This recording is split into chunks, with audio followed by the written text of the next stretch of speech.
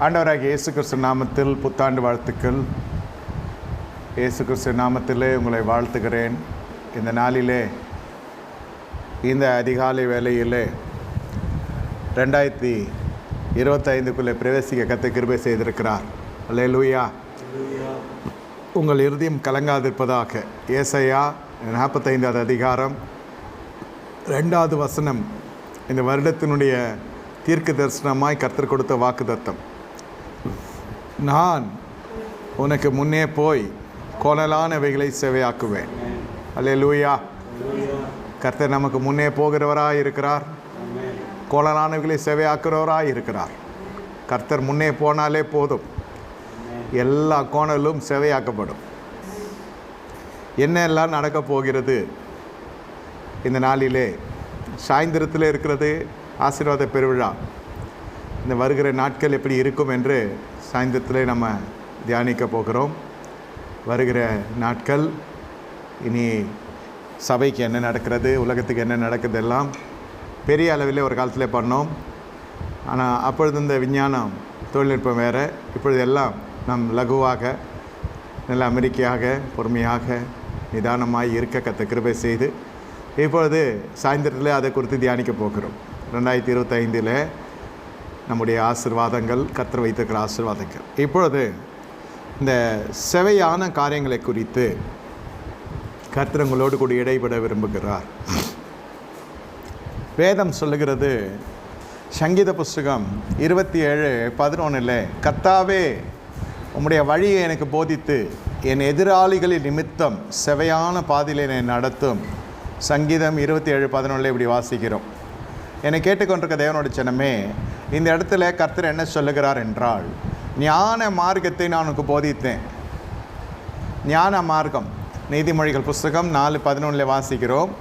ஞான மார்க்கத்தை நான் உனக்கு போதித்தேன், செவையான பாதைகளிலே உன்னை நடத்தினேன் என்று வேதம் சொல்லுகிறது. செவையான பாதையிலே கர்த்தர் நம்மை நடத்தி இருக்கிறார். என்னை கேட்டுக்கொண்டிருக்க தேவனோட ஜனமே, இந்த நாளில் கர்த்தர் உடைய வழிகளிலே தேவன் நடத்துகிற பாதையை குறித்து நாம் பார்க்க போகிறோம். நீதிமொழிகள் புஸ்தகம் 2வது அதிகாரம் 15வது வசனத்தில் வாசிக்கிறோம், மாறுபாடான பாதைகளிலும் கோணலான வழிகளில் நடக்கிறவர்களுக்கு நீ தப்புவிக்கப்படுவாய். ஞான மார்க்கம் என்றால் இதுதான். கோணலான வழிகளில் நடக்கிறவர்கள் பூமியில் பெருந்திரள் உண்டு. இவர்களுடைய வழிகளிலிருந்து நீங்கள் தப்புவிக்கப்படுவீர்கள். மாறுபாடவனுடைய வழிகளிலிருந்து நீங்கள் தப்புவிக்கப்படுவீர்கள். பிரியமான தேவனுடைய ஜனமே, 12வது வசனம் சொல்லுகிறது, நீ துன்மார்க்குடைய வழிக்கும் மாறுபாடு பேசுகிற மனுஷனுக்கும் அந்தகார வழிகளில் நடக்க நீதி நெறிகளை விட்டு தீமையை செய்ய மகிழ்ந்து துன்மார்க்குடைய மாறுபாடுகளில் கலிக்கூறுகளுக்கும் மாறுபாடான பாதைகளில் கோணலான வழிகளில் நடக்கிறவர்களுக்கு நீ தப்புவிக்கப்படுவாய். அந்தகார வழிகளில் நடக்க நீதி நெறிகளை விட்டு பாருங்கள், பின்வாங்கி போகிற ஜனங்க, அவர்களை எல்லாம் விட்டு சீர்கேடாய் வாழ்க்கையை வைத்திருக்கிற ஜனங்களோடு கூட, சீர்கெட்ட சகோதரனோடு கூட சேரக்கூடாது என்று தெசலோனிக்கேயில் வாசிக்கிறோம். ஆவிக்குரிய விருத்த சேதனம், நம்முடைய ஐக்கியத்தில் விருத்த சேதனம் தேவை. நம்ம சும்மா இல்லை. இந்த 25வது ஆண்டு, 2025வது ஆண்டு, இன்னும் கர்த்தர் திரிகளை கத்தரித்து தீபத்தை நன்றாக பிரகாசிக்க செய்கிற ஆண்டு இது. நமக்கு என்னென்னலாம் தேவையில்லையோ எல்லாத்தையும், எல்லா குப்பைகளையும் கர்த்தர் களைந்து போடுகிறார். மாறுபாடான சந்ததி நம்மோடு கூட பயணப்படும். அது என்ன சொல்லுகிறது பாருங்கள், துன்மார்க்குடைய வழிகளுக்கும் மாறுபாடு பேசுகிற மனுஷனுக்கும் அந்தகார வழிகளில் நடக்க நீதி நெறிகளை விட்டு தீமை செய்ய மகிழ்ந்து துன்மார்க்குடைய மாறுபாடுகள் கலிக்கூறுகளுக்கும். எவ்வளோ பாருங்கள், நீதி நெறியை விட்டு துன்மார்க்கும் அந்தகார வழிகளில் நடக்க விரும்பி போகிற மனுஷன். அப்போ இது ஏற்கனவே நீதி நெறியெல்லாம் கேட்டு அறிவடைந்து ஒரு தரம் பிரகாசித்தோம், பரமீவ ருசி பார்த்தோம், கிருபை நாவியை மறுதளித்து குமாரனை காலின் கீழ் போட்டு மிதிக்கிற ஜனங்களோடு நாம் பயணம் இருக்கிறது என்ற அர்த்தம். நம்மை அறியாமல் இது பயணப்பட்டு கொண்டிருக்கலாம், தெரியாது. தேவ நாமத்தில் எல்லாம் ஊழியம் என்று ஓடுகிறதும் உண்டு, எல்லாமே தேவனுடைய ஜனங்கள் என்று ஒரு வித்தியாசமான பார்வையில் இருந்த நாட்கள் எல்லாம் போய் இப்படி என்ன நடக்கிறது? நமக்கு ஞான மார்க்கத்தை உனக்கு போதிக்க வந்தேன். ஆண்டவர் சொல்லுகிறார், சத்திய மார்க்கம் நான் உங்களுக்கு சொல்லியிருப்பேன், ஞான மார்க்கம். நீதிமொழிகள் புஸ்தகம் 4வது அதிகாரம் 11வது சொல்கிறது, ஞான மார்க்கத்தை அவனுக்கு போதித்தேன். இனி இந்த ஐக்கியங்களிலெல்லாம் ஒரு விருத்த சேதனம் தேவை. இந்த ஐக்கியங்களிலெல்லாம் உங்களுக்கு ஒரு ஒப்புரவாகுதல், ஒரு சுத்திகரிப்பு தேவை. எல்லா ஆடுகளும் தேவனுடைய மந்தையை சேர்ந்த ஆடுகள் இல்லை. எல்லா மேய்ப்பலும் ஆண்டவராகிய இயேசு கிறிஸ்துவை போல் இல்லை. ஒவ்வொன்றுக்கும் ஒவ்வொரு வித்தியாசமான காரியங்கள் இருக்குது. கள்ள மேய்ப்பன் இருக்கிறான் கள்ள ஆடுகளுக்கு. ஆனால் சில சமயத்தில் கள்ள ஆடுகளும் நல்ல ஆடுகளோடு கூட கலந்து இருக்கும். இந்த மாதத்தில் இந்த புதிய ஆண்டில் கர்த்தர் என்ன செய்கிறார்? உனக்கு ஞான மார்க்கத்தை கர்த்தர் உனக்கு போதித்து மாறுபாடான சந்ததியை விட்டு உன்னை விலக்கி ரட்சித்து, அப்படி செய்த தேவன் இந்த முறை என்ன செய்கிறார் என்றால், மறுபடியும் என்ன செய்கிறார்? அந்த திரிகளை கத்திரிக்கிறவராய் தேவன் எழுந்தருளுகிறார். சபைகளுக்குள்ளே காணப்படுகிற துன்மார்க்கமும் துன்மார்க்கத்தின் ஆவிகளை கொண்ட ஜனங்களும் தீமையை விரும்பி செய்கிற ஜனங்களுக்கு விலக்கி, மாறுபாடான ஜனங்களுக்கு விலக்கி கர்த்தர் என்ன செய்கிறார்? உங்களை பாதுகாக்கின்றார். தப்புவிக்கப்படுவாய். இந்த நேரத்தில் பிள்ளைகளை குறித்த பாரம் கொண்ட பெற்றோர்களுக்கு தீர்க்க தரிசனமாக இந்த நீதிமொழிகள் 2:15 இருக்கிறது. மாறுபாடான பாதைகள், கோணலான வழிகள் நடக்கிறதுக்கு நீ தப்புவிக்கப்படுவாய் என்றால், நீங்கள் மட்டுமில்லை, உங்கள் குடும்பமும் சேர்ந்து தப்புவிக்கப்படும். காக்கப்படுதல். முதலில் கர்த்தர் காக்க போகின்றார். சங்கீதக்காரன் சொல்லுகிறான், ஆண்டவரே எனக்கு இந்த வழியை எனக்கு போதித்தருளும்.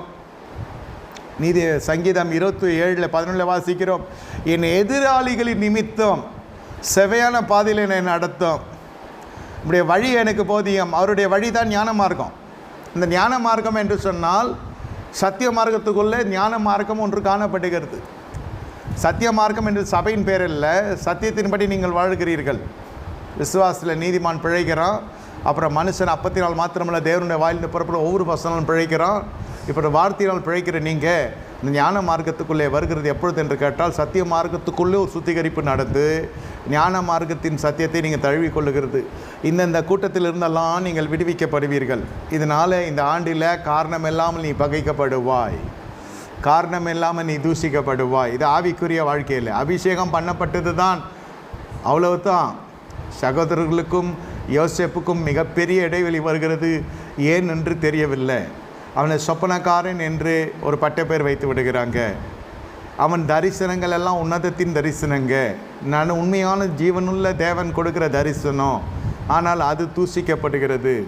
இந்த ஆண்டு நீதிமானுக்கு வருகிற துன்பங்கள் அநேகமாக இருந்தாலும் ஆவியான தேவன் அவர்களை அந்த இக்கட்டிலிருந்து விடுவிக்கிறவராய் தேவன் எழுந்தருளுவார். எவ்வளோதான் நீங்கள் தூசிக்கப்பட்டாலும் உங்களை போஷிக்கிற தேவன் உங்களை உயர்த்தி கொண்டே போகிறார். அல்லேலூயா. அதற்கு தடையாகத்தான் இந்த கூட்டத்தார் இருக்கிறாங்க. அந்தகார வழிகளில் நடக்க நீதி நெறிகளை விட்டு விலகின ஜனங்க உங்களோடு கூட பயணப்பட்டு கொண்டிருக்கிறாங்க. தீமையை செய்ய மகிழ்கிற ஜனங்க, துன்மார்க்கருடைய மாறுபாடுகளில் கள்ளி கூறுகிறவர்கள், இவர்கள் எல்லாம் இந்த கூட்டத்தாரிலிருந்தெல்லாம் நீங்கள் காக்கப்படுவீங்க. அந்த கூட்டத்தார் வேறு யாரும் இல்லை, யோசேப்பினுடைய மற்ற சகோதரர்கள் தான் அந்த கூட்டத்தார். அபிஷேகம் பண்ணப்பட்டவனை வெறுக்கிறவன், அபிஷேகத்தை வெறுக்கிறவன், அபிஷேகம் பண்ணப்பட்ட உன்னதமான தேவனுடைய ஸ்தானாதிபதியை தூஷிக்கிறவன், பரிகசிக்கிறவன், விமர்சிக்கிறவன், இவருடைய வாழ்க்கையெல்லாம் எப்படி இருக்கும் என்று கேட்டால், இவர்களுடைய வாழ்க்கையெல்லாம் அன்ன ஆகாரத்திற்கே கடைசி காலங்களில் இவர்களுக்கு தட்டுப்பாடு ஏற்படுகிறதை நீங்கள் வேதத்தில் வாசித்தால் தெரியும். இந்த தரித்திரம் இவர்கள் விட்டு போகாது. இந்த தரித்திரத்துக்குரிய சாபம் எப்படி வருகிறது என்று கேட்டால், அபிஷேகம் பண்ணப்பட்டவர்களை விமர்சிக்கிறதும், அவர்களை தூஷிக்கிறதும், அவர்களுக்கு படுகொழியை வெட்டி தள்ளிவிடுகிறதும், அவர்களை குறித்த தவறான தகவல்களை எடுத்து கொண்டு போய் பல இடங்களில் பரப்பி விட்டு கோல் சொல்கிறவர்களுக்கும் வருகிற காரியங்கள் என்னவென்று கேட்டால், இந்த வறுமை நிரந்தரமாய் அவருடைய கூடாரங்களிலே, அவர் தொழில்களிலே காணப்பட்டு கொண்டிருக்கும். வேலை செய்வார்கள், கூலி கிடைக்காது, கூலி கிடைத்தாலும் போதாததாக இருக்கும். கடைசியில் அடிப்படை தேவைக்கு எகிப்தை நோக்கி இந்த சகோதரர்கள்லாம் யோசேப்பு என்று அறியாமலே புறப்பட்டு வருகிறாங்க. அவர்களுக்கு யார் என்ன என்றெல்லாம் தெரியாது. எங்கு தானியம் கிடைக்கிறதோ அங்கே போனால்தான் நம்முடைய வயிறு நிரம்பும். வயிற்றுக்காக, அப்பத்திற்காக, தண்ணீருக்காக இவர்கள் பணிபுரிகிற நாட்கள் வந்துவிட்டது. இது எவ்வளோ செழிப்பான குடும்பத்தை சேர்ந்தவர்கள் என்று உங்களுக்கு தெரியும். எப்படிப்பட்ட பரிசுத்தவானுடைய மகன்கள் இவர்கள் என்று உங்களுக்கு தெரியும். ஆனால் இவர்களுடைய பயணங்கள் எல்லாம் ஒரு அன்ன ஆகாரத்துக்கு அடிப்படை தேவைக்கென்று ரொம்ப தூரம் பயணப்படுகிறது. அது ஒரு விதமான சாபம். அந்த சாபம் எப்படி வருகிறது என்று கேட்டால், நல்ல நிலையில் இருக்கிற பொழுது இப்படிப்பட்ட பரிகாசத்துக்குள்ளே வருகிற பொழுது, இப்படிப்பட்ட துன்மார்க்கமான ஆவிக்குரிய ஜீவம் செய்கிற பொழுது, அபிஷேகம் பண்ணப்பட்டலை தூஷிக்கிற பொழுது, விமர்சிக்கிற பொழுது, கோல் சொல்லுகிற பொழுது, நிரந்தர வறுமை, நிரந்தர வனாந்தரம், பஞ்ச காலத்தின் வழி அவர்கள் காணப்படுவாங்க. யோசேப்பு நிமித்தம் போஷிக்கப்படுகிற சூழ்நிலை. எது உன்னை தூஷித்ததோ, எது உன்னை விட்டு விலகினதோ அது உன்னை தேடி வரும். தீர்க்க தரிசனமாக நான் சொல்லுகிறேன், ஒரு கூட்ட ஜனங்கள் உனக்கு விரோதமாய் கூடினாலும் அவர்கள் என்னால் கூடுகிற கூட்டமல்ல, எவர்கள் உனக்கு விரோதமாய் எழுமினார்களோ அவர்களே உன் பட்சத்தில் வருவார்கள். நான் கர்த்தர், நான் மாறாதவர், யாக்கோபின் புத்தராக நீங்கள் நிர்மூலமாவதில்லை என்று கர்த்தர் சொல்லுகிறார். அல்லேலூயா. ஞான மார்க்கம் போதிக்கப்படுகிறது. அதே சமயத்தில் நீங்கள் காக்கப்படுகிறீங்க. இந்த ஞான மார்க்கத்தில் உங்களுக்கு ஒரு கர்த்தருடைய பாதுகாவல் உங்களுக்கு வருகிறது. அடுத்தது உங்கள் வாழ்க்கையில் என்ன நடக்கிறது என்று கேட்டால், நீங்கள் இப்போ எப்படியா மாறுகிறீங்க?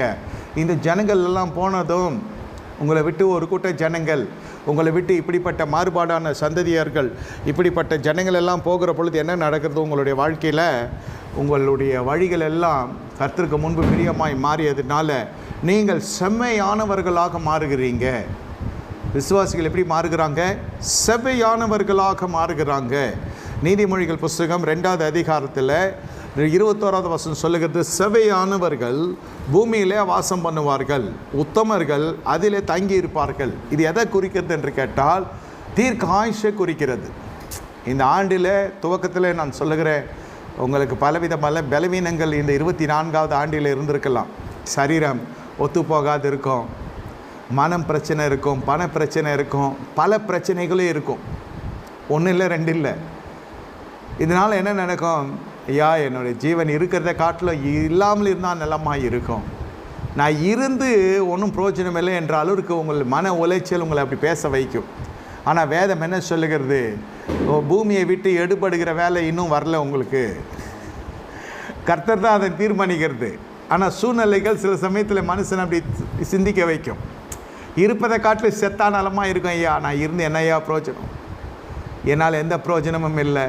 பொருளாதாரம் மட்டும் இல்லை, பொருளாதாரம் இருந்தாலும் சரி, பொருளாதாரம் இல்லாவிட்டாலும் சரி, சரீரத்தில் சுகம் இருந்தாலும் சரி, சுகவீனம் இருந்தாலும் சரி, வாழ்க்கை விரக்தியாகி வெறுப்பின் உச்சகட்டத்தில் சொல்லப்படுகிற வார்த்தை தான், இருப்பதை காட்டில் போதும் கர்த்தாவே என் ஜீவனை எடுத்துக்கொள்ளும் என்று. பழைய ஏற்பாட்டு பரிசுத்தவான்களும் சொல்லலாம், ஏன்னா அவர்களுக்கு ரத்தம் சிந்தப்படலை, அது முக்காடு போடப்பட்ட ஊழியம். நம்ம புதிய ஏற்பாட்டு ஊழியக்காரர்கள் இயேசு கிறிஸ்து ரத்தத்தினால் நம்ம ராஜாக்களாக ஆசராக பிதாவாகி தேவனுடைய சமூகத்தில் ஸ்தாபிக்கப்பட்டிருக்கிறோம்.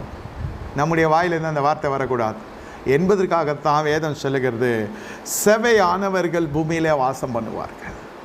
நீங்கள நானும் வாசம் பண்ணுகிறது தேவனாலே, தேவ கிருபையினாலே, தேவனுடைய வார்த்தையினாலே, தேவனுடைய அபிஷேகத்தினால, தேவனுடைய பணிவிடைக்காக செய்வதற்காக, பணிவிடை செய்வதற்காக. ஊழியம் கொல்லும்படி வரவில்லை, ஊழியம் செய்யும்படி மனுஷகுமார் வந்தார். அதே போல் உங்களுடைய வாழ்க்கையில் அநேகருக்கு நீ ஆசீர்வாதமாய் இருப்பாய், ஆசீர்வாதமாய் நீங்கள் இருக்க போகிறீர்கள். செவையானவர்கள் பூமியிலே வாசம் பண்ணுவார்கள், உத்தமர்கள் அதில் தங்கியிருப்பார்கள். உத்தமர்கள் அதில் தங்கியிருப்பார்கள். உத்தமர்கள் பன்மையிலே சொல்லப்பட்டிருக்கிறது, செவ்வையானவர்கள் என்று பன்மையிலே சொல்லப்பட்டிருக்குது. ஆகையால் ஒரு கூட்ட ஜனங்கள் நம்மை போல இருக்கிற ஜனங்கள் பூமியில் தங்கியிருப்பாங்க என்று எடுத்துக்கொள்ள வேண்டும். ஏனென்றால் நம்ம இந்த ஞான மார்க்கத்தில் சத்திய மார்க்கத்துக்குள்ளே வந்து ஞான மார்க்கத்தை கண்டடைந்து அதன் பிறகு இந்த இழப்புகள் மத்தியிலெல்லாம் வருகிறோம். நம்ம என்ன இழப்பு? இவ்வளோ நாள் தெரியாது இவன் இவ்வளோ தீங்கு செய்கிற மனுஷன்னு, இவ்வளோ நாள் தெரியாது இவன் அசுத்தத்தின் மீது இவ்வளோ காதல் கொண்டிருக்கிறான்னு. நான் இவனை பரிசுத்தவான் நினைத்தேன், இவனை மிகப்பெரிய யோகின் என்று நினைத்தேன். கடைசியில் பார்த்தா இந்த மாதிரியான ஆட்கள் என்று தெரியவில்லை. ஆனால் கர்த்தர் அவர்களுக்கெல்லாம் உங்களை விலக்கி காக்க போகிறார். இது தீர்க்க தரிசனமாக சொல்லப்படுகிற காரியம். இதில் பெரிய பெரிய வரன்களில் பிள்ளைகள் காக்கப்படுகிறார்கள். துஷ்ட மனுஷன் நல்ல மனுஷனை போல வேஷம் தரித்து என்ன ஆடுகளின் தோலை போர்த்தி கொண்டு ஓநாய்கள் வந்து வீட்டில் வந்து சம்பந்தம் பேசியிருக்கலாம் 24. கர்த்தரையோ அதை தடை செய்வார். கல்யாணம் நின்று போச்சு நினைக்கக்கூடாது. நீங்கள் கர்த்தர் நமக்கு ஓநாய்க்கு விலக்கி கர்த்தர் பாதுகாத்தாரே, ஆட்டுக்குட்டியை கர்த்தர் காக்க வல்லவர். அவர் தான் நல்ல மேய்ப்பராக இருக்கிறார். உலக பிரகாரமான மேய்ப்பனை கண்ணோக்கி பார்த்தாலும் இந்த இடத்துல நமக்கு ஏமாற்றம் தான் மிஞ்சும். யாரும் அந்த அளவுக்கு வந்து நிற்பாங்களான்னு சொல்ல முடியாது. நின்னா நீங்கள் பாக்கியம் பெற்ற ஜனங்க பாக்கியவான். ஆனால் மனுஷன் வரானோ இல்லையோ கர்த்தர் எழுந்தருளுவான். கர்த்தர் எழுந்தருளுவார். நீங்கள் காக்கப்படுகிறது சாதாரண வசனம் இல்லை. இது ஒரு திருமண விஷயத்தில போய் எத்தனையோ பெரிய பெரிய ஜனங்களெல்லாம் வஞ்சிக்கப்பட்டிருக்கிறாங்க. வெளிச்சம் என்று நினைத்து இருளிலே போய் சிக்கி கொண்டவர்கள் உண்டு. தித்திக்கும் நினைத்து கசப்பை ருசித்தவர்கள் உண்டு. அதோடு வாழ்க்கை பாழா போயிடும். இந்த இக்கட்டுகளுக்கெல்லாம் காக்கப்படுவீங்க. 2025 எழுதி வைத்து கொள்ளுங்க. செவையானவர்கள் பூமியில் வாசம் பண்ணுவாருங்க. உனக்கீடான மனுஷர்கள், ஜீவனுக்கீடாக ஜனங்களை கர்த்தர் கொடுக்க வல்லவராக இருக்கிறார். நம்ம காட்டிலும் பெரிய ஜனங்க வேணாம், நம்ம காட்டில் கீழே இருக்க ஜனங்க வேணாம், மேலே இருக்க ஜனங்க வேணாம். நமக்கு ஈடான ஜனங்களை கர்த்தர் கொடுத்தாலே நமக்கு நாட்கள் நம்முடைய ஓட்டம் சமாதானமாக இருக்கும், சௌக்கியமும் ஆரோக்கியம் நிறைந்ததாக இருக்கும். இந்த 25ஆவது ஆண்டில் தீர்க்கதரிசன செய்தியாக இது வந்து கொண்டு இருக்கிறது. சபையார் ஊடகத்தில் கேட்கிறவர்கள் எந்த சபையின் பின்னணியை கொண்டவர்களாக இருந்தாலும் என்னை ஊடகத்தில் எங்களோடு கூட பயணப்படுகிற ஜனங்க, நீங்கள் பாக்கியவான்கள். உங்களுக்கு இந்த ஆசீர்வாதத்தை கர்த்தர் தருகிறார். நல்ல ஜனங்களை கர்த்தர் தரப்போகிறார். அல்லேலூயா. உங்களுடைய வாழ்க்கையில் கர்த்தர் பெரிய காரியங்களை செய்ய போகிறார். அல்லேலூயா. ஸ்தோத்திரம் அப்பா, நன்றி தகப்பனே என்று நீங்கள் சொல்லுகிற நேரத்தில் இப்போது என்ன நடக்கிறது என்றால், சங்கீத புஸ்தகம் ஞான மார்க்கத்திலிருந்து இப்பொழுது சத்திய மார்க்கத்தில் ஞான மார்க்கத்துக்கு வருகிறீங்க.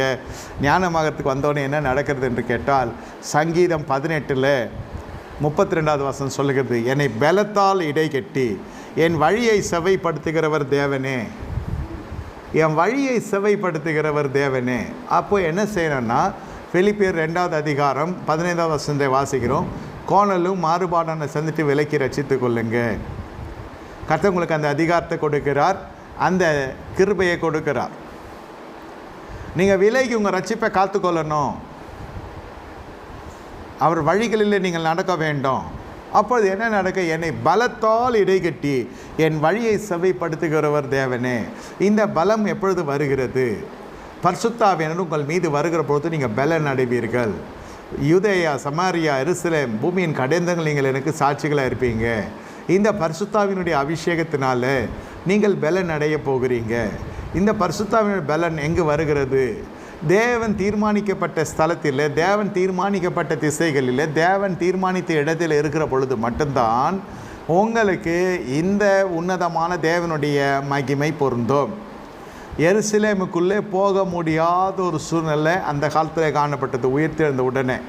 அன்றும் சரி இன்றும் சரி, எருசலேம் என்னாலே உலக நாடுகளுக்கு ஒரு பயம். இப்போ சண்டை நடக்குது, பயம் என்ன? அதெல்லாம் சாயந்தரம் கர்த்தர் என்ன சொல்லுகிறார் என்று பார்ப்போம் தீர்க்க தரிசனமாக. இப்பொழுது செய்தியில் பாருங்கள், பலத்தால் இடை கட்டுகிறார். உங்கள் பலவீனங்களிலே அவருடைய பலம் பரிபூர்ணமாக விளங்கும் கிருபையினால். அது நம்ம வாசிக்கிறோம் 2 கொரிந்தியர் 15வது அதிகாரத்தில். பவுலுடைய பலவீனத்தில் கர்த்தருடைய பரிபூர்ணமான கிருபை இறங்கி அந்த பலவீனத்தை பலமாய் கர்த்தர் மாற செய்கிறார். இங்கே என்ன செய்கிறது? சங்கீதக்காரன் சொல்லுகிறேன், பலத்தால் இடை கட்டி. முதல்ல உங்களுக்கு பலன் இருக்க வேண்டும். உங்கள் வழிகளெல்லாம் செவைப்படுத்தப்பட வேண்டும் என்றால் கர்த்தருக்கு நீங்கள் உங்கள் வழிகளெல்லாம் செவைப்படுத்தப்பட வேண்டும். லூக்காவில் வாசிக்கிறோம், இதெல்லாம் ஞானஸ்தானத்துக்கு ஒப்பனையாக இது காணப்படுகிறது. வனாந்தரத்தில் கூப்பிடுற சத்தம் வருகிற பொழுது இந்த வார்த்தை வருகிறது, வழியை செவைப்படுத்துங்க, மலைகள் குன்றுகளெல்லாம் சமமாக்கும், பள்ளங்களெல்லாம் நிரப்பப்படும், கோணலானவைகளாக செவையாக்கப்படும். இதெல்லாம் ஞானஸ்தானத்துக்குரிய வார்த்தைகள், மனம் திரும்பி வருகிறதுக்குரிய வார்த்தைகள். உங்கள் மனசுக்குள்ளே பல மலைகள் இருக்கலாம், பல குன்றுகள் இருக்கலாம், அசைக்கப்பட முடியாத பாரம்பரியத்தினுடைய பின்னணிகள் காணப்படலாம். என்ன இதிலெல்லாம் மறுபடியும் பிறந்த அனுபவம் மிகப்பெரிய பாதிப்புக்குள்ளாக்கும். மறுபடியும் பிறந்த அனுபவம் கொண்டவர்கள் விசேஷமானவர்கள். விசேஷ கிருபையை கர்த்தர் தருகிறார், விசேஷ பலத்தை கர்த்தர் தருகிறார். அந்த சுதந்திரங்களும் அந்த விடுதலையும் உங்களால் பெற்று அனுபவிக்க முடியாத அளவுக்கு இந்த பாரம்பரியத்தின் கட்டுகள் உங்களை கட்டி போட்டுவிடும். அதற்காக தான் சொல்லப்படுது, உங்கள் பாதையை நீங்கள் செவைப்படுத்துங்க. சங்கீதக்காரன் புரிந்து கொண்டான், இது என்னால் செவைப்படுத்த முடியாத ஐயா, உங்களுடைய பலத்தினால் என்னை இடைக்கட்டினால் ஒழிய நீரே என்னுடைய பாதையை செவைப்படுத்துங்க. என்னென்றால் என் மாம்சம் செய்ய முடியாததை இந்த ஆண்டு ஆவியானவர் செய்து முடிப்பார், அபிஷேகம் செய்து முடிக்கும். பலமுள்ளவனுக்காகிலும் பலமீனனுக்காகிலும் உதவி செய்தவர்கள் லேசான காரியம். இது பலத்தினாலும் அல்ல, பராக்கிரமத்தினாலும் அல்ல, என்னுடைய ஆவியினால் ஆகும் என்று ஆண்டவர் சொல்லுகிறார். இது பரிசுத்தாவினால் நடக்க வேண்டிய காரியங்கள் உங்கள் வாழ்க்கையில் நடக்கும். இதுவரை பரிசுத்தாவினரை குறித்து நீங்கள் கேள்விப்பட்டிருக்கலாம், பெற்றிருக்கிறேன் என்று சொல்லலாம், அந்நிய பாஷை பேசலாம். ஆனால் எந்த பலனும் உங்கள் வாழ்க்கையில் காணப்படவில்லை. எந்த பலன் உங்கள் வாழ்க்கையில் காணப்படவில்லை என்று கேட்டால், எந்த பிரதிஷ்டை இல்லாமல் நீங்கள் பாட்டுக்கு திறந்தவெளி பல்கலைக்கழகத்தை போல் நீங்கள் வந்து செல்கிற மாணவ மாணவிகளாக இருக்கக்கூடாது. அதில் தான் எதுவும் அடிப்படை தகுதி கூட இருக்காது. யார் ஒன்றா உட்காந்து எழுதிட்டு வரலாம்.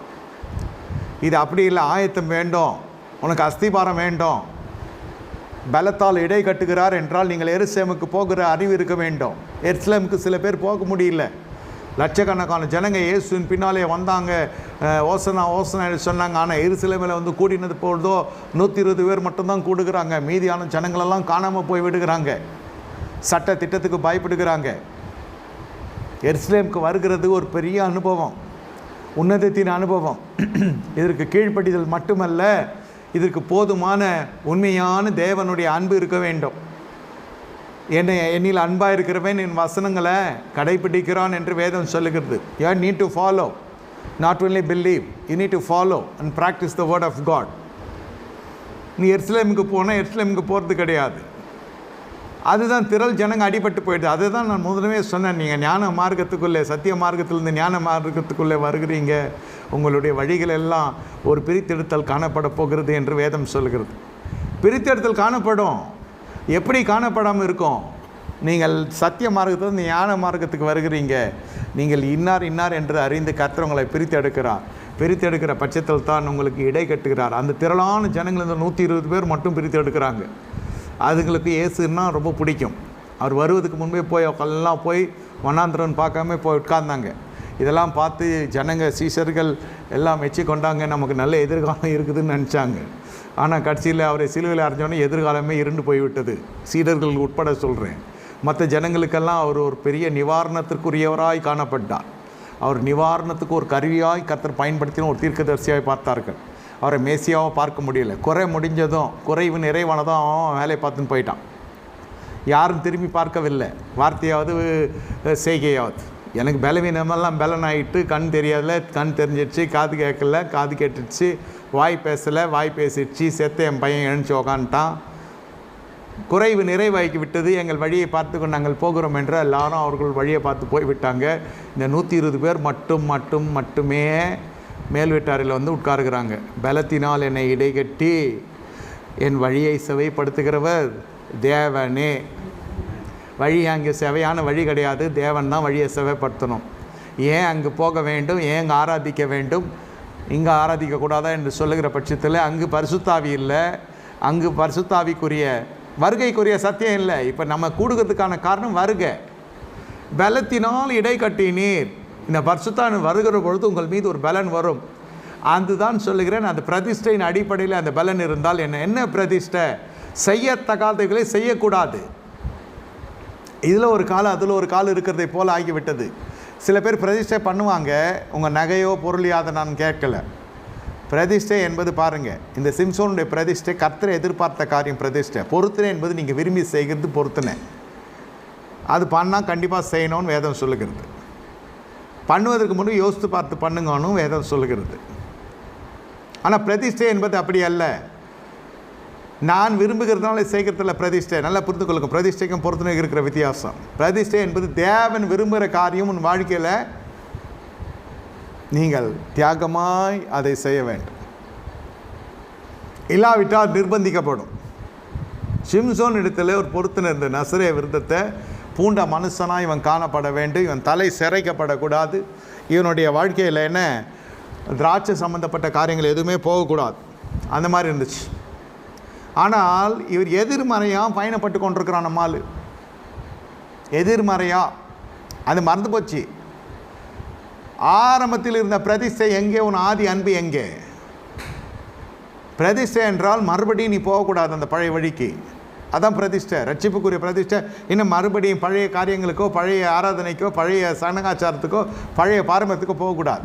நான் புதிய சிருஷ்டியாக இருக்கிறேன். பழைய நண்பர்கள் வேண்டாம், பழைய பழக்க வழக்கம் வேணாம், பழைய ஆகாத சம்பாஷணைகள் வேணாம், துர்நாற்று நிறைந்த வாழ்க்கை வேணாம், அதை வாழுகிறவர்களும் வேணாம், அசுத்தம் செய்கிறவர்களும் வேணாம். சங்கீதக்காரன் சொல்லுகிறான், என்னுடைய வழிகளில் பாவிகள் இருப்பதில்லை, என் சபையில் பாவிகளை நான் சங்கரிப்பேன். வேணாயா, சுத்தம் செய்கிறவனே வேணாம். ஒரு காலம் இருந்தது, எல்லோரும் நண்பர்கள், எல்லோரும் வருவாங்க எங்கள் வீட்டுக்கு, எல்லோரும் சாப்பிடுவாங்க. அது ஒரு பருவம். இப்பொழுது பலத்தினால் கர்த்தர் இடை கட்டுகிறார். வாழ்க்கையை, வழியை தேவனே செவப்படுத்துகிறார். இந்த ஆண்டில் உங்களுக்கு நட்புகள் எல்லாம் நண்பர்கள் பகவலாய் மாறுவாங்க. செய்யாததை செய்தீர்கள் என்று சொல்லுவாங்க.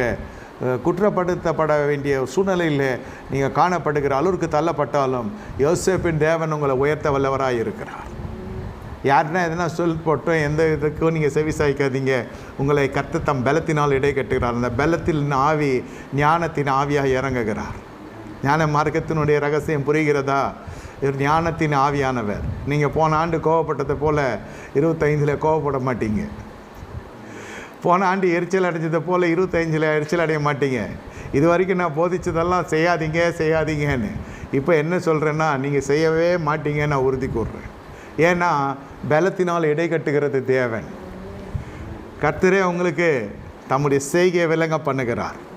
ஏன்னா என்னாச்சு ஏதாச்சு நீங்கள் கேட்கணுன்னா என்னோட திருப்பி கொள்ளுங்க. மார்க் 7:35. உடனே அவனுடைய செவிகள் திறக்கப்பட்டு அவனுடைய நாவின் கட்டு அவிழ்ந்து அவன் செவையாய் பேசினான். நம்ம எடுத்துக்கொண்டப்பட்ட தலைப்பு என்ன? நான் உனக்கு முன்னே போய் கோலாலைகளை சேவையாக்குகிறேன். இங்கே நம்ம ஆளுக்கு வாய் சரி கிடையாது. வாய் கோணலான வாய், கொன்னை வாயன் என்று வேதம் சொல்லுகிறது.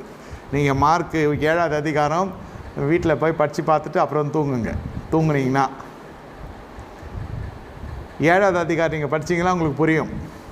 கொன்னை வாயன் ஒருவன் உண்டு, அவனுக்கு வாய் சரி கிடையாது, காதும் கேட்கலை, வாயும் பேசலை, ENT ப்ராப்ளம். அவனுக்கு மட்டும் இல்லை, சபையில் விசுவாசிகளுக்கு வாய் சரியில்லை. ஏன் வாய் சரியில்லைன்னா காது சரியில்லை. இன்னையா இது புல்லு நாலதும் இந்த மாதிரிலாம் சொல்கிறீங்க. செவி சாய்க்கிறது இல்லையா? நம்ம காது கேட்கறது இல்லை. சத்தியத்துக்கு மட்டும் காது அடைஞ்சிரும். கட்டுக்கதைகளுக்கு செவி சாய்க்கிற காலங்கள் வருகிறது இல்லையா? கடைசி நாட்கள் இந்த 25 பாருங்கள், நிறைய கட்டுக்கதைக்காரர்கள்லாம் எழுப்புவாங்க. ஒரு கூட்ட ஜனங்க அதை விசுவாசத்தும் போவாங்க.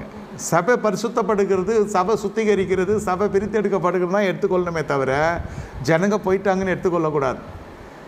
அது போய் ஒரு ரவுண்டு போயிட்டு வந்தால் தான் தெரியும். போகிறவங்களுக்கெல்லாம் அவங்களால தாக்குப்பிடிக்க முடியல, தேவனுடைய எதிர்பார்ப்புகள் நிற்க முடியல. ஏன்? செவி அடைக்கப்பட்டுச்சு. இது பலத்தினால் இடை கட்ட முடியலை, தேவனாலே முடியல. ஏன் தேவனால் முடியலன்னா மனுஷனிடத்தில் மனம் திரும்புதலையும் மன விருப்பத்தையும் கர்த்தர் அவனுடைய கர்த்தரை ஒப்பு கொடுக்குறார். அந்த மன விருப்பமே என்னவா மாறணும்? தேவ சித்தம் செய்ய முன்னே வருகிற பொழுது மனம் திரும்புதல் தானாக நடைபெறும். இங்கே நான் விரும்புகிறதெல்லாம் என் ஜபத்தில் கேட்டு பெற்றுக்கொள்ள வேண்டும் என்று கங்கணம் கட்டி கொண்டு நான் தேவனுடைய ஆவிக்குரிய பயணம் செய்கிற பொழுது நான் பின்வாங்கி போவதிலே பெரிய வியப்பு இல்லை, பெரிய அளவில் அது ஒன்றும் ஏமாற்றம் இல்லை. ஏமாற்றம் என்னை பின்வாங்க செய்யும். எதிர்பார்ப்பு ஏமாற்றத்துக்கு இப்போ எதிர்பார்ப்பானது ஏமாற்றத்துக்கு ஏமாற்றம் எதிர்பார்ப்புக்கு பரிசாக கிடைக்கிறது, வேறு ஒன்றும் இல்லை. என்னை கேட்டுக்கொண்டிருக்க தேவனோட ஜனமே, இந்த ஆண்டில் இந்த வாய் சரியில்லை. இந்த மனிதனை கூப்பிட்டு கர்த்தர் என்ன செய்கிறார்? அவனுக்கு உமிழ்ந்து அவருடைய கரங்களெல்லாம் வைத்து அவருடைய விரல்களினால் காதுகளை பிடித்து அவனை கர்த்தர் கட்டுகள் அவிழ்க்கப்படுகிறது. அவன் நாவின் கட்டு அவிழ்ந்தது, அவன் செவையாய் பேசினான். ரட்சிக்கப்பட்ட உடனே நடக்கிற பெரிய அலுவல் நாவு தான். சுத்த வெள்ளியாய் மாறுகிறது, ஔஷதமாக மாறுகிறது. முதல்ல அது சவரன் கட்டு, தீட்டப்பட்ட சவரன் கத்தியாக இருக்கிறது, பொல்லாத உலகமாக இருக்கிறது, தீ கொளுத்துக்கிற உலகமாக இருக்கிறது.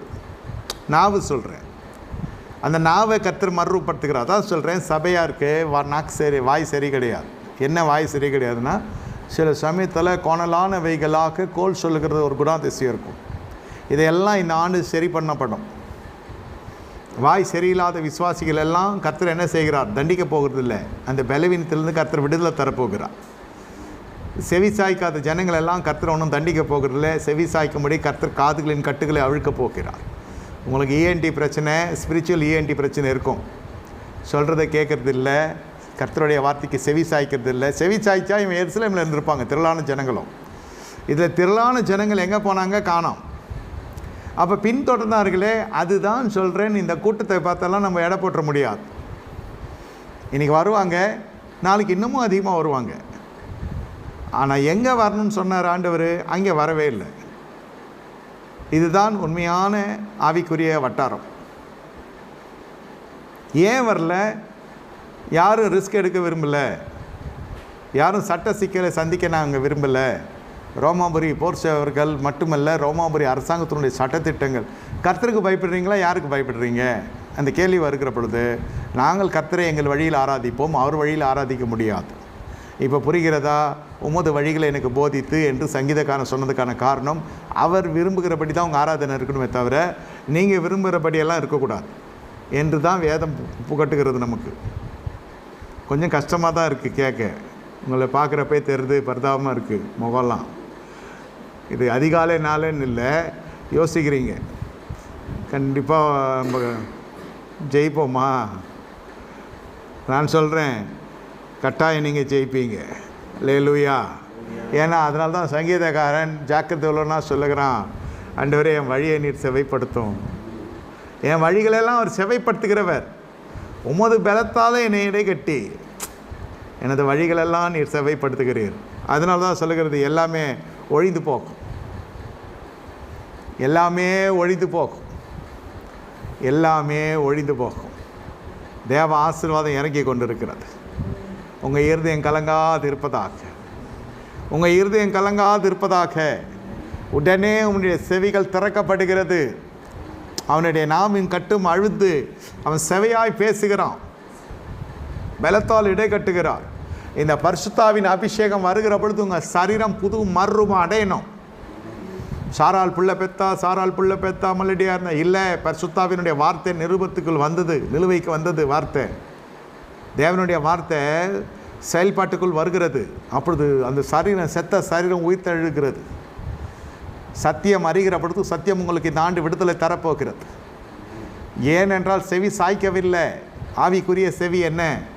இந்த சகரியாவை போய் பார்த்தீங்கன்னா, தேவன் சொல்லுகிற வார்த்தை காபிரியல் மூலமாக வந்த தீர்க்க தரிசன வார்த்தை, அற்புதத்தின் வார்த்தை. அது தீர்க்க தரிசன வார்த்தை மட்டுமல்ல, அற்புதத்தின் வார்த்தை. அது விசுவாசிருந்தால் சரீரம் உடனே பலன் அடைஞ்சிருக்கும். விசுவாசிக்கு தவறின பொழுது மகா பரிசுத்த பலிபீடத்தில் இருக்கிற மனுஷன், மகா பரிசுத்த ஸ்தலத்திலிருந்து மகா பிரதான ஆசாரியன், ஜனங்களுடைய பாவ நிவர்த்தியெல்லாம் செய்கிறவன். ஆனால் இவனுக்கு தனிப்பட்ட வாழ்க்கையில் வருகிற ஒரு தேவனுடைய வார்த்தைக்கு அந்த அளவுக்கு அது ஏற்றுக்கொள்ளக்கூடியதாக அந்த விசுவாசம் காணப்படலை. He was not that receptant for the word of God. Personally visited him. அதனால தான் வாய் அடைக்கப்பட்டு உண்மையினா போனான். நல்லா புரிந்து கொள்ளணும். ஆவிக்குரிய ஏன்டி ப்ராப்ளம் சொன்னேனே இதான். அது உங்களுக்கு வாய் சரியில்லைன்னு சொன்னதுக்குன்னா நீங்கள் தவறாக எடுத்துக்கொள்ளக்கூடாது. என்ன சொல்லியிருக்கணும்? ஆமேன், அப்படியே ஆவ கிடவுது, அல்லேலூயா. நான் எப்படி இதெல்லாம் செய்ய முடியும்? சரீரத்தை பார்க்குது கண்ணு. இப்போ கூட சொல்கிறேன் செவையாக்குவார்னு, எல்லாம் சரி சரின்ட்டு போயிட்டு, ஆமாம் என் புருஷங்க ரட்சிக்கப்பட போகிறான்னு தீர்ந்து போச்சு. 24 மாதிரி தான் 25 இன்னும் வல்கராக போயிடும். இந்த 25 எப்படி நீங்கள் பார்க்கணும்? என் தேவனால் கூடாத காரியம் ஒன்றும் இல்லை, எல்லாம் என் தேவனால் கூடும், தேவனால் கூடும். இது வெறும் 10 நாள் உபத்திருவோம், எல்லாம் தீர்ந்து போகும். நிச்சயமாக ஒரு முடிவு உண்டு, நம்பிக்கை வீண் போகாது. என் தேவன் என்னை உயர்த்த வல்லவர். 24 காட்டிலும் 24 பலத்தினாலே இடை கட்ட போகிறார். ஐயா, போன வருஷமே நான் ஒரு மாதிரி ஆயிட்டேன். இது எப்படியோ உடலை அப்படியே நகர்த்தி கொண்டு, ஃபெய்த்தில் வர சொன்னால் வயிற்றில் வர மாதிரியே அப்படியே சருத்து அப்படியே அவங்களே நகர்த்தி கொண்டு வந்திருப்போம். இல்லையா, 25 ஓடாது வண்டி, அர்த்தால் அதெல்லாம் இல்லை. 25 எப்படி இருக்கும்? பலத்தினால் இடைக்கட்டி, என்னை கர்த்தர் பலத்தினால் இடைக்கட்ட போகிறார். ரதத்துக்கு முன்பு ஓடுகிற பலனை எலியாவுக்கு கொடுத்த தேவன் இந்த ஆண்டின் ஓட்டம் எந்த ஆண்டு இல்லாத ஓட்டம் உங்களுக்கு. என்ன ஓட்டம்பா? மானின் கால்களை கர்த்தரனை கொடுத்து உயர்ந்த மலைகளில் என்னை நடைவோட கர்த்தர் கிருபை செய்ய போகிறார். அல்லேலூயா. உங்கள் ஓட்டம் பெரிதாக இருக்கும். உன் சத்துருக்கள் காணப்போகிறாரோ அவர்கள் வாய் அடைக்கப்பட போகிறது. சீயோனின் சிறையிருப்பு திருப்புகிற பொழுது அது புற ஜாதியார்களுடைய வாய் அடைக்கப்பட்டு போனது. அவர்கள் வாய்களில் பற்களை, அவர்கள் விரல்களை வைத்து கடித்து கொண்டாங்க. இஸ்ரேல் புத்தருடைய வாய் எப்படி இருக்குது? அதான் சொன்ன, வாய் சரியில்லைன்னு காரணத்துக்கு என்ன? நீங்கள் துதிக்கிறது இல்லை, துதிக்க முடியல, முறுமுறுத்து கொண்டிருக்கிறது மனம். என்னையா ஒன்றும் நடக்கலை, டேட்டு போட்டு அதெல்லாம் நம்ம ஜெபிக்கக்கூடாது. இந்த நாளுக்குள்ளே யாருக்கு யார் டைம் தர்றது?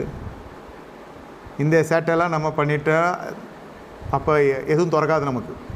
முதல்ல என் வாயை திறக்கலை, காது திறக்கலை, நான் கதவு திறக்கணும்னு ஜெபம் பண்ணுறேன். நீ வாயை திறக்கிற வரைக்கும் உனக்கு எதுவும் திறக்காது. நல்லதுக்காக சொல்கிறேன். நன்மைக்கு எதுவாக வாய் திறக்கணும், நன்மைக்கு எதுவாக காது திறக்கணும். கோல் சொல்கிறான்னா அப்போ செவிடாக இருக்கலாம், தவறே இல்லை.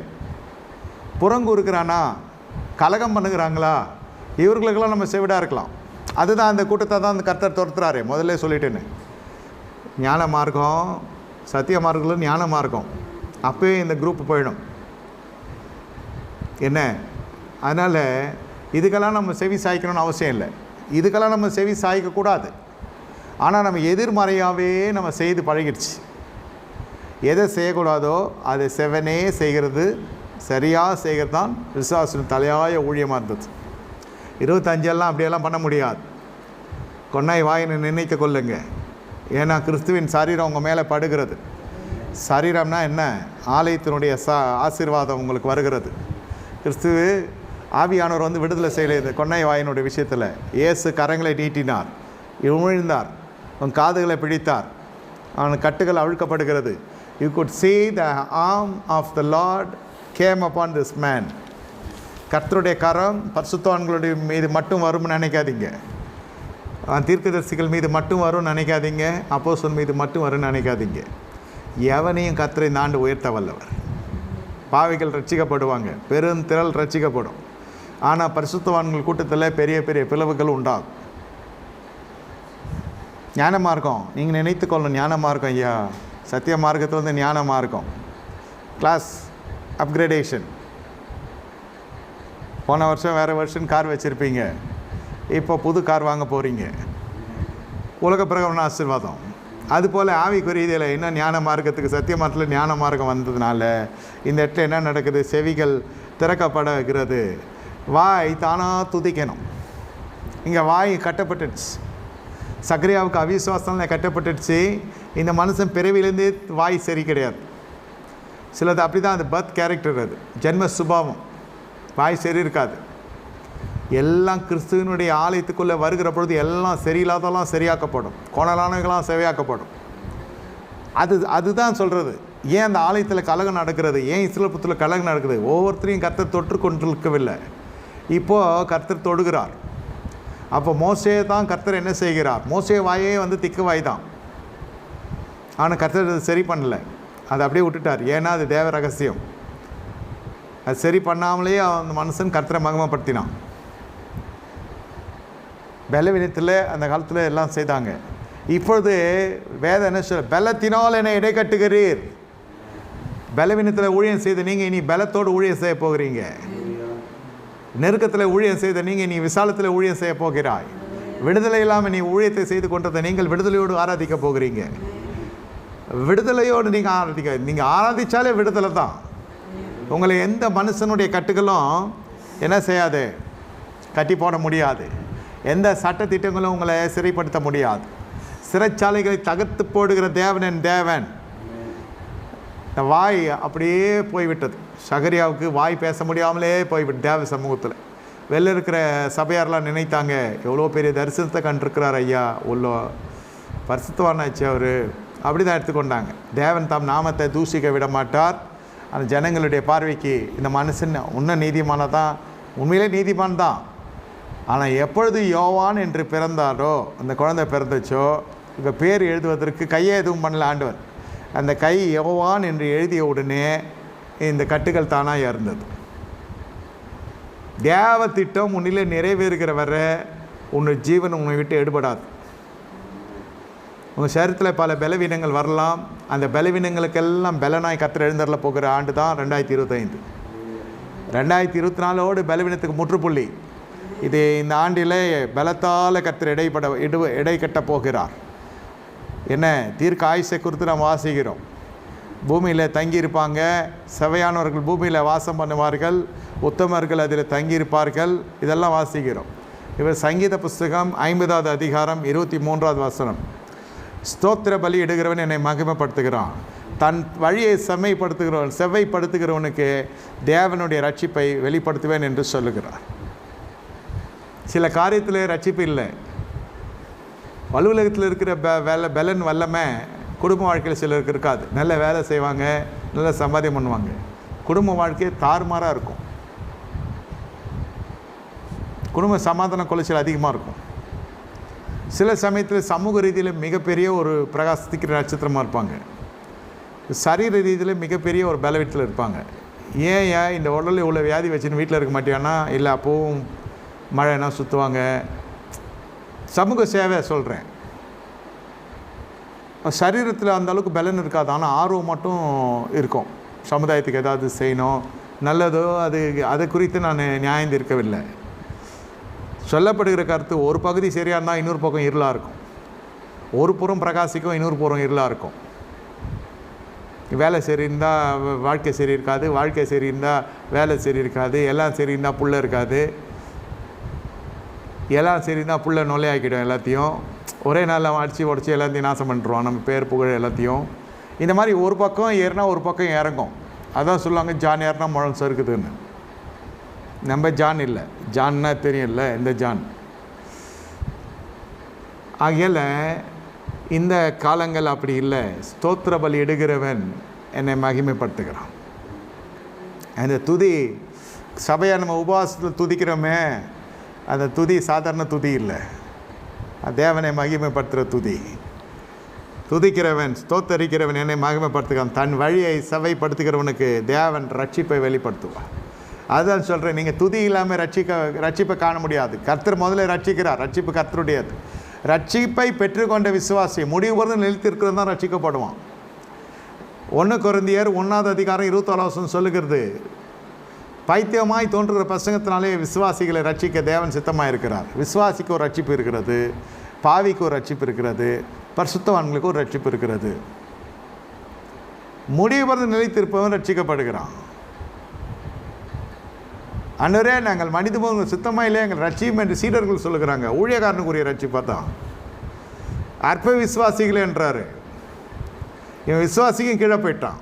ஊழியக்காரன் விசுவாசத்துக்கு ஏற்ற ஊழியக்காரன் அழைப்புக்கு ஏற்ற விசுவாசம் இல்லை. இந்த ஆண்டு உங்களுக்கு வாழ்க்கையை நீங்கள் செவைப்படுத்தி கர்த்தர் காட்ட போகிறீங்க. எப்படி ஐயா நீங்கள் துதிக்க போகிறீங்க? ஏன் துதிக்க முடியல தெரியுமா? அது தெரிந்து கொள்ளணும். ஏன் துதிக்க முடியல, ஏன் துதிக்க வர முடியல, ஏன் இந்த மாதிரி ஆராதனைக்கெல்லாம் வர முடியலன்னா பார்வோனுடைய கட்டுப்பாடு உங்கள் வாழ்க்கையில் இருக்கிறது. நீங்கள் இன்னும் எகிப்தில் இருக்கிறீங்க, இன்னும் உங்கள் வாழ்க்கையில் பார்வோனுக்கு முக்கியத்துவம் கொடுக்குறீங்க. பார்வோன் மாம்சம், பிசாசு, சுய விருப்பம், அதுக்கு இன்னும் நீங்கள் வாழ்க்கையை சரி பண்ணல. வாழ்க்கையை சரி பண்ணுறது மனம் திரும்புதல் இல்லை. Priority goes to securities and secular things, not for the spiritual things. அப்படி இல்லைன்னா நமக்கு பிடிச்ச மாதிரி ஒரு தலைமைத்துவம் இருக்கும். பூமிக்கும் நோவாமை, இனிக்கும் நோவாமை, இந்த மாதிரிலாம் பிரசங்கம் இருக்காது. அவன் போதகனுக்கும் ஆடுகளுக்கும் சோத்திரம் சொல்கிறது ஒரு மாதிரி ஒரு ஸ்டைலில் சொல்லுவாங்க. ஸ்தோத்திரம், சோஸ்திரம், அது ஸ்தோத்திரன்றது அவ்வளோ அழகாக சொல்லுவாங்க. இதில் சொல்லவே மாட்டாங்க. துதின்றது வாயிலே வராது. Hi, good morning, good evening, இப்படி தான் ஆரம்பிக்கும். ப்ரைஸ் தி லார்ட்னு சொல்கிறதுக்கு ஒரு பக்குவம் வரணுன்றது அவங்களுடைய, அது ஒரு மாதிரி அருவருப்பாகவே இருக்கும் அவங்களுக்கு. என்ன வார்த்தை சொல்கிறான் பாருன்னு, ப்ரைஸ் தி லார்டுக்காயா. கெட்டு போகிறவர்களுக்கோ சிலுவை குறித்த உபதேசம் பைத்தியமுள்ளதாக இருக்கும். அதெல்லாம் சிலுவை உபதேசமே கிடையாது, அது சிலுவையும் கிடையாது, உபதேசம் கிடையாது. எல்லாம் முடிச்சின்வான். கேட்டால் எல்லாம் சிலுவை செஞ்சு முடிச்சாச்சு, ஒன்றுமே இல்லை, சிலுவையே வானம் நமக்கு. கேட்டால் தேவன் ஆவியாக இருப்பாருன்னுவான். இதெல்லாம் எப்படியெல்லாம் பேசணும்னு தெரியும். ஆக மொத்தம் தேவன் மகிமைப்படுவதற்கு பதிலாக தேவன் தூசிக்கப்படுகிறார். அது காரணம் என்ன? பார்வோனு இருக்கிற வரைக்கும் அவர்களால் துதிக்க முடியல, ஆனால் ஜெபித்தாங்க. இந்த நேம் ஆஃப் த லார்ட்.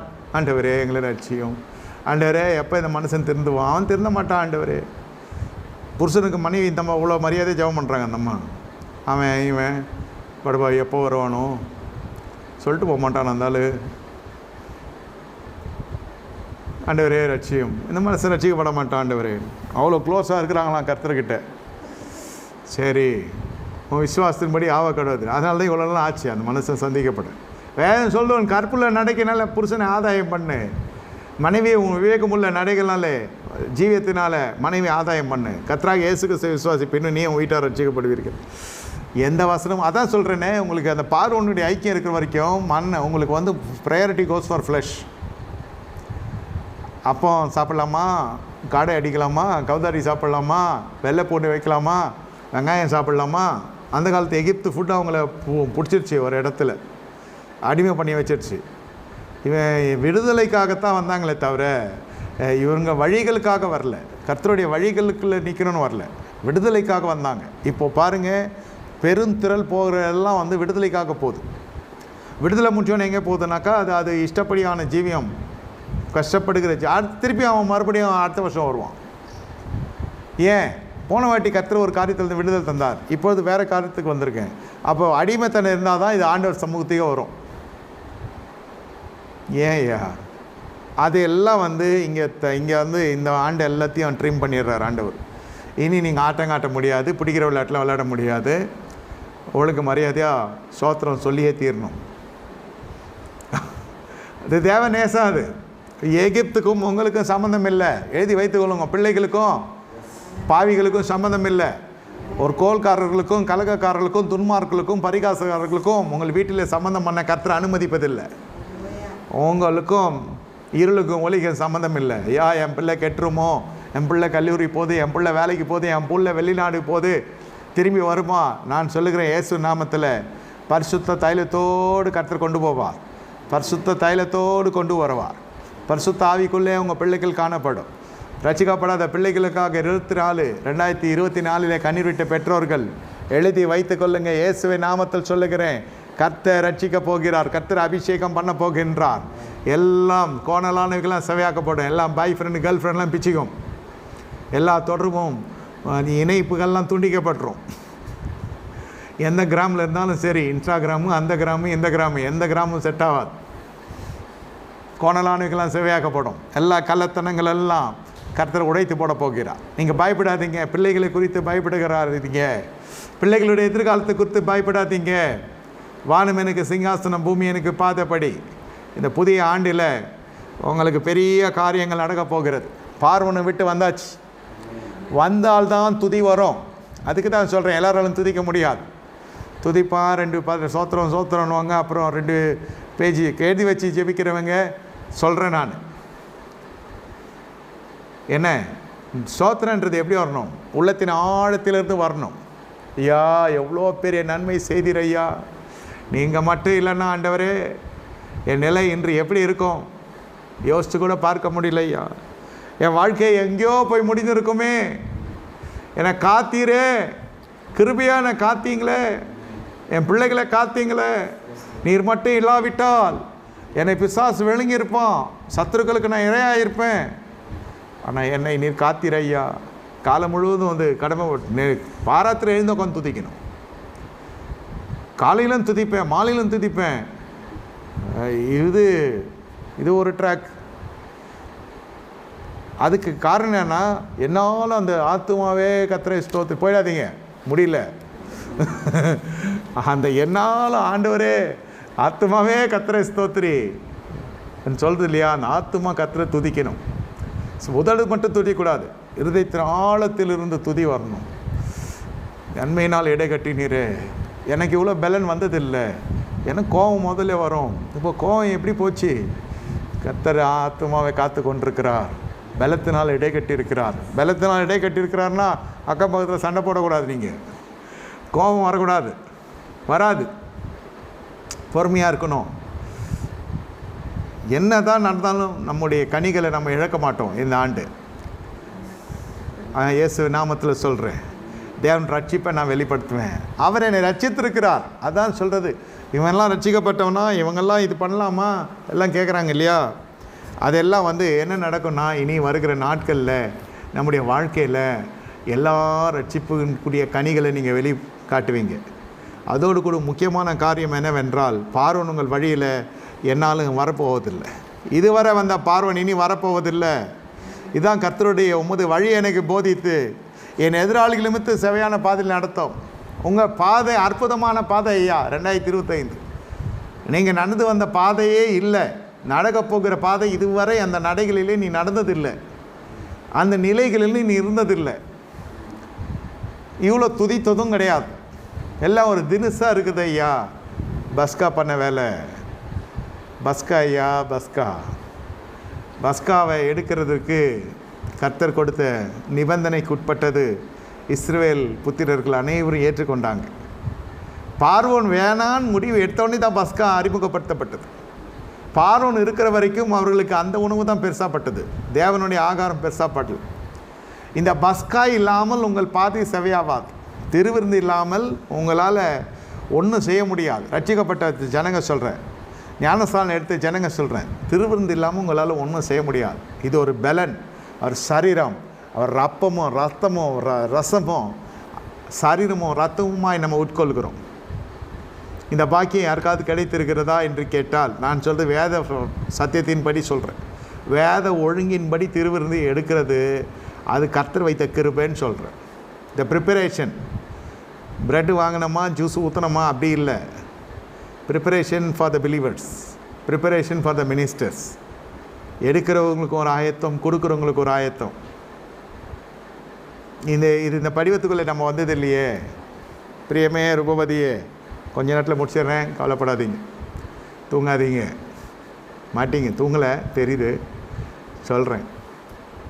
பலத்தால் இடை கட்டுகிறீர். அப்போது இந்த ஜனங்க அந்த திருவிருந்துக்கு ஒப்பு கொடுக்குறாங்க, பஸ்காவுக்கு ஒப்பு கொடுக்குறாங்க. பஸ்கா எடுத்த அந்த இரவே அற்புதம் ஆரம்பிக்கிறது. பஸ்கா எடுத்த ஒவ்வொருவனும் அந்த பாதையில் தப்பிக்கப்பட்டான். தேவன் வைத்த பாதை அது. என்ன செவையான பாதையில் என்னை நடத்தும்னு சங்கீதக்காரன் சொன்னார். இது செவையான பாதை, இதுவரை எந்த மனுஷன் காலடி எடுத்து வைக்காத பாதை. அதனுடைய பொருள் என்ன? பாதையை கர்த்தர் உருவாக்குகிறார். அதனால தான் சங்கீதக்காரன் சொல்கிறேன், என் வழிகளெல்லாம் நீரே செவைப்படுத்துகிறீர். நம்ம எதையாவது ஒன்று பண்ண போய் இவ்வளோ நாள் அதுதான் நடந்துச்சு. 24 வரைக்கும் எதையாவது ஒன்று பண்ணிட்டு வர்றது, ஆண்டவரே ஆசீர்வதின்றது, இதே போராட்டம் ஆயிடுச்சு. இந்த 25 அப்படி இல்லை. ஆண்டவரே உம்முடைய திட்டத்தில் என்னை இணைத்து கொள்ளுகிறேன், நீர் சொல்லுகிறபடி ஆகட்டும். எனக்கு நீ எந்த ஜப குறிப்பும் இல்லை ஐயா, எனக்கு நீ எந்த காரியமும் தேவைகளெல்லாம் இல்லை. எல்லாம் கர்த்தருடைய ராஜ்யத்துக்கு தேவையே தான். அதாவது கர்த்தருடைய ராஜ்யத்தில் எந்த குறைவு இருக்கிறதோ அதுக்கு நானே ஒரு தேவையாக இருக்கணும். சுகந்த உகந்த பலியாய் காணப்படணும் என் வாழ்க்கை. I have to be a perfect match to the plan of God concerned in my life. அதுக்கு நான் என்னை ஆயத்தப்படுத்திக்கணும். இப்போ ஜபம் பேட்டர்னே மாறிடுச்சு பாருங்கள். அது வேணும் இது வேணும் கேட்டதெல்லாம் போய் இஎம்ஐ லோன்லாம் அடைக்கணும்னு போய் நம்ம ஜபம் பண்ணி முடிக்கிறதுக்குள்ள 31ஆம் தேதி வந்துடுச்சு. அப்புறம் அடுத்த இஎம்ஐ ஸ்டார்ட் ஆகிடுச்சு. ஜபம் கண்டினியூஸாக போயினே இருக்கும். இடைவிடாது ஜெபிக்கிறோம். நம்ம எதுக்கு? வாங்கின கடனுக்கு. we are forced to pray. இதெல்லாம் 24ஓடு நிறுத்தி கொள்ளலாம். 25 என்ன செய்ய போகிறோம்? இதிலிருந்து கர்த்தர் வெளியே கொண்டு வரப்போகிறார். இந்த பழக்கம் வேணாம் ஐயா, இந்த மாதிரி விஷயம்லாம் போய் மாட்டினதெல்லாம் போதும், இதுவரை போதும். பலன் இல்லை, பலவீனமாக இருந்தோம். இப்போது பலத்தினால் இடை கட்டிட்டார், பாதியும் செவைப்படுத்திட்டார். இப்போ பார்வோனுக்கு எந்த அதிகாரம் இல்லாத போயிடுச்சு. இப்போ உங்களுக்குள்ள ஒரு ஆசை, அவன் லோன் கொடுக்குறான், அவன் இது பண்ணுறான், அதுக்கு மேட்ச் ஆகிடுது. அடிமைத்தனம் வந்து கற்றுக்கிற பொழுது நியாயாதிபதி புஸ்தகத்தில் பார்க்கறத போல் ஜெபிக்கிறோம், கர்த்தர் விடுதலை தர்றார். திருப்பி அடுத்த லோனுக்கு போகிறப்போ இஸ்ரேல் புத்தருடைய ஸ்டைல் தான் வருது. மீதியா நெட்டு விடுதலை பட்டால் அப்புறம் காணானிகிட்ட போய் மாட்டிக்கிறது. ஒரு பேங்க்லேருந்து விடுதலை கொடுத்தா ப்ரைவேட் பேங்க் போகிறது, நேஷ்னலைஸ் பேங்க்லேருந்து விடுதலை கொடுத்தா ப்ரைவேட் பேங்க் போகிறது, ப்ரைவேட் பேங்க்லேருந்து விடுதலை கொடுத்தா ஃபைனான்ஷியல் இன்ஸ்டியூஷன்கிட்ட போகிறது, அப்புறம் பேங்க் லோனு, அப்புறம் அது பர்சனல் லோனு, அப்புறம் கிரெடிட் கார்டு, அப்புறம் கைமாத்தா வாங்கினது, அடகு வச்சது, அடகுலேருந்து மீட்டவே முடியாத போயிடுது. பாருங்கள் எத்தனை அந்நியர்கள் இவங்க சேவிச்சாங்க, அந்நியர்கிட்ட போய் மாட்டிக்கிட்டாங்க, அந்நியரோட சவகாசம் வச்சாங்க. நியாயாதிபதிகள் புஸ்தகத்தில் பார்த்தா இஸ்ரேல் புத்திரர்கள் ஒவ்வொன்றத்துலேருந்து விடுதலை செய்து கொண்டே வராரு கர்த்தர். ஒரு இடத்துல மாட்டிக்கொண்டே வருதுங்க. ஆண்டவரே கடனை எடுத்து போடும் இந்த ஆண்டு. நீங்கள் என்ன சொல்லணும்? கடனே வாங்க மாட்டேன் ஆண்டவரே, நான் சாப்பிடலனாலும் பரவாயில்ல, கடன் வேணாம் ஐயா. கருப்பு காப்பியாவது குடிக்கிறேன், பால் கூட கடன் வாங்கிறது இல்லை. ப்ரொவிஷன் ஷாப்லேருந்து ஆரம்பிங்க, அக்கௌண்ட் வச்சுக்கிறவங்கலாம் ப்ரொவிஷன்லாம் நான் கடன் வாங்க போகிறதில்ல. அப்போத்தையும் தண்ணீர் ஆசீர்வாதம் எனக்கு வேணும் ஐயா, நீர் கொடுத்தால் நான் உண்ணுகிறேன், இல்லைன்னா இல்லை. வரட்டும், எவ்வளோ ஒரு நாள் பார்க்கலாம். கர்த்தர் உங்களை அப்படி விடமாட்டார், பசினால் வருந்த விடமாட்டார். ஆகாரத்தை கொடுக்குற தேவன் நம் தேவன். பாதையை செவையான பாதையை சொல்கிறேன். மறுபடியும் இந்த ஆண்டும் போயிட்டு நம்ம லோன் போடுறோம், அது போடுறோம்னாக்கா அவ்வளோதான். அந்த ஃபைனான்ஷியல் பேட்டில் வில் கண்டினியூ. இது யுத்தமில்லாத ஆண்டாக இருக்கணும், உங்களுக்கு சமாதானத்தின் ஆண்டாக இருக்கணும், சௌக்கியத்தையும் ஆரோக்கியத்தையும் சுதந்திரிக்கிற ஆண்டாக இருக்கணும். பார்வனிடத்தில் இருக்க வரைக்கும் பிரச்சனை இல்லையா? பார்வனிடத்தில் இருக்கிறப்ப தானே அடிமைத்தனம் இருந்துச்சு. என்ன பார்வனிடத்தில் இருக்கிறப்ப பிரச்சனை இல்லை, பார்வனிடத்தில் இருக்கிறப்ப தான் அடிமைத்தனமே இருந்துச்சு. இவங்களுக்கு அந்த அடிமைத்தனத்தில் இருந்து இருந்து இருந்து விடுதலையோடு ஆராதிக்க தெரில. இதுங்களுக்கு எல்லாம் நம்ம மாதிரி தான், அவங்கள மாதிரி தான் நம்மளும், பெரிய வித்தியாசம் இல்லை. வேலையும் சொல்லியமாக இருக்கிறதுனால உத்தமன்னு எடுத்துக்க முடியாது. என்ன சொல்கிறேன், அப்படி தானே இருக்க வாழ்க்கை. பலத்தினால் என்னை இடை கட்டி எதிராளி நிமித்த என்னை செவையான பாதையில் நடத்துமெல்லாம் சொல்லிட்டு கடைசியில் பாருங்கள், இந்த இடத்துல ஸ்தோத்திர பலி எடுக்கிறவன் தேவனுடைய ரட்சிப்பை வெளிப்படுத்துகிறார். செவைப்படுத்துகிறவனுக்குத்தான் make your life clear before the Lord. ஆண்டவரே, இது நாள் வரைக்கும் இந்த மாதிரி ஆயிருக்கு, இனி அதுதான் சொல்கிறேன், அந்த பிரதிஷ்டை பண்ணுங்க, தைரியமாக பண்ணுங்க. இதிலெல்லாம் போய் அடிமைத்தனத்தில் சிக்கக்கூடாது. அடிமையான வீட்டில் தரிப்பதில்லை. ஏன்னா அதுக்கு உங்களுக்கு மரத்துக்கு பின்னாடி போய் நிற்கிற வாழ்க்கையை விட்டுரும். எதில் ஏதேன் தோட்டத்தில் போய் மரத்துக்கு பின்னாடி போய் நின்னாங்க பாருங்கள், உங்களை எடுத்து போய் மரத்துக்கு பின்னாடி நிற்கிற வாழ்க்கையை விட்டுரும். அப்புறம் நம்ம நிர்வாணம் அடைகிற அளவுக்கு அவமானம் வந்துடும். அதெல்லாம் 24 நிற்கட்டும். 25 அப்படி இல்லை, பலத்தினால் இடை கட்டுகிற ஆண்டு, தேவனுடைய வழிகள் நாம் காணப்படுகிற ஆண்டு. தன் வழியை செவைப்படுத்துகிறவனுக்கு தேவன் தம் ரட்சிப்பை வெளிப்படுத்துவார். இதெல்லாம் செவையை கெடுக்கிறது. இந்த காரியங்கள் எல்லாம், இதெல்லாம் ஒரு அடிமைத்தனம். இந்த அடிமைத்தனத்துலேருந்து இந்த ஆண்டு கர்த்தர் விடுவிக்க போகிறார். தீர்க்க தரிசனமாக நான் சொல்லுகிறேன். எவ்வளோ பெரிய கடன், எவ்வளோ பெரிய மாமலைகளாக இருந்தாலும் கர்த்தர் அதுக்கு ஒரு வழியை உண்டு பண்ணி, ஒரு போக்கையும் வரத்தையும் கர்த்தர் உண்டு பண்ணி உங்களை ஜெயமெடுக்க கர்த்தர் கிருபை செய்ய போகிறார். அல்லேலூயா. கர்த்தருடைய வழிகள் ஆராய்ந்து பார்க்க முடியாதவைகள், கோணலானவைகளை கர்த்தர் செவாக்குகிற தேவன். என்ன, அவருடைய வழியை உங்களுக்கு போதித்தார். இந்த ஜனங்க புதிய ஏற்பாட்டு ஜனங்களும் சரி, இஸ்ரேல் புத்திரர்களும் சரி, இவங்களுக்கு வலி, வேதனை, நிவாரணம் இதுக்கு தான் இவங்களுக்கு தேவை தவிர கர்த்தருடைய வழிகள்லாம் இவங்களுக்கு தேவையில்லை. ஏன் தேவையில்லை? அவ்வளவா அவர்களுக்கு அந்த நிவாரணம் முக்கியம், விடுதலை முக்கியம், சுகம் முக்கியம். இதை காட்டிலும் இதெல்லாம் கொஞ்சம் கொஞ்சம் வாழ்க்கையில் பெரிய காரியம் என்று சொன்னால் அவருடைய வழிகளிலே நாம் நிற்கிறது. ஜெபம் என்றால் தேவைகள் சொல்லாமல் பார்த்து நீங்கள் ஜெபித்து, தேவைகள் தெரியப்படுத்தாமல் ஒரு விசுவாசி ஜெபிப்பான் என்றால் தேவை கேட்கலாம், தப்பில்லை. ஆனால் அதுவே ஜெபமாயிடுச்சு. இப்போது அவர் என்ன சொல்ல வராருன்றதும் கேட்கறது கிடையாது. நம்ம சொல்கிறதெல்லாம் ஒப்பிச்சுட்டு நம்ம பாட்டு இயேசு நாமத்தில் பிதாவேன்னு ஏஞ்சி போயின்னே இருக்கிறது. அப்புறம் அது பேப்பரில் எழுதிச்சு டிக் பண்ணே வருவோம். நம்மால் இனிமேல் இயேசுநாதர் இவர்கிட்ட கடை வாங்கின மாதிரியும் அவர் மாதம் மாதம் கொடுத்து அடிச்சுன்னு வர மாதிரியும் இருக்கும் அந்த நோட்டை பார்த்தா. கட்சியில் திருப்தி இல்லாத வாழ்க்கை தான். இப்போ அப்படி இல்லை. தம்முடைய வழிகளை செவையாக்குகிறேன், என் வழியை செவைப்படுத்துகிறவர் அவரே. இப்பொழுது கட்டுகளெல்லாம் அழுக்கப்படுகிறது, வாய் சரியாக்கி விடுகிறது, துதிக்கிறேன், ஸ்தோத்திர பலி இடுகிறேன். தேவனுடைய ரட்சிப்பை செவையை படுத்துகிறவனுக்கு தான் தேவன் ரட்சிப்பை வெளிப்படுத்துகிறார். எவ்வளோ பலவீனத்தில் நம்ம கர்த்தர் கொண்டு வந்திருக்கிறார் பாருங்கள். இப்பொழுது நான் ஸ்தோத்திரம், ஆண்டு முழுவதும் ஸ்தோத்திரிக்க போகிறீங்க. இந்த பஸ்கா தான் உங்களுக்கு ஸ்தோத்திரிக்க வைக்கும். திருவிருந்தில் இன்று கூடுமான வரைக்கும் எதுவாக இருந்தாலும் பரவாயில்ல, உங்கள் பாவங்கள் கர்த்தரால் மன்னிக்கப்பட்டிருக்கிறது. அவர் ரத்தம், ஏன்னா அது கேப் விட விட அது போயிட்டே இருக்கும். So I don't force you, take your time. Same time people who are prepared, please come forward. இந்த புதிய ஆண்டில், இந்த மாதத்தில் பரிசுத்த ஆசரிப்பு கூடாரத்தில் திருவிருந்து எடுக்கிறோம். திருவிருந்தில் தான் இவர்களுக்கு அற்புதம் நடந்தது. பஸ்கா எடுக்காதவெல்லாம் என்னன்னா, எகிப்தின் பஸ்கா எடுக்கலை, தண்ணியில் விழுந்து செத்து போனான். அவனுக்கு முடிவு வந்தது. பஸ்கா எடுத்தவன் ஒருத்தன் கூட தப்பு, ஒருத்தன் கூட மாட்டல அவங்ககிட்ட. பஸ்கா எடுத்தீங்கன்னா சத்ருவின் கருத்தில் சிக்க மாட்டீங்க. பஸ்கா எடுத்தீங்கன்னா செங்கடலில் கடப்பீங்க. பஸ்கா எடுத்தீங்கன்னா சத்ருவின் சரிக்கட்டத்தில் உன் கண்கள் காணும். பஸ்கா எடுத்தீங்கன்னா வாக்குத்தத்தம் செய்யப்பட்ட தேசத்துக்குள்ளே பிரவேசிப்பீங்க. பஸ்கா எடுத்தீங்கன்னா தான் பயணங்கள் உறுதிப்படுத்தப்படும். எவ்வளோ நன்மைகள் பஸ்காவை குறித்து நான் சொல்லுகிறேன். கண்களை மூடி கர்த்தரை நோக்கி பார்ப்போமா? ஆண்டவரே, ஸ்தோத்தரிக்கிறோம்.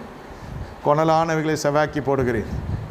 ஆண்டவரே, இறங்கினதற்கு ஸ்தோத்திரம். கொடான கொடி பெருகுவார்களாக.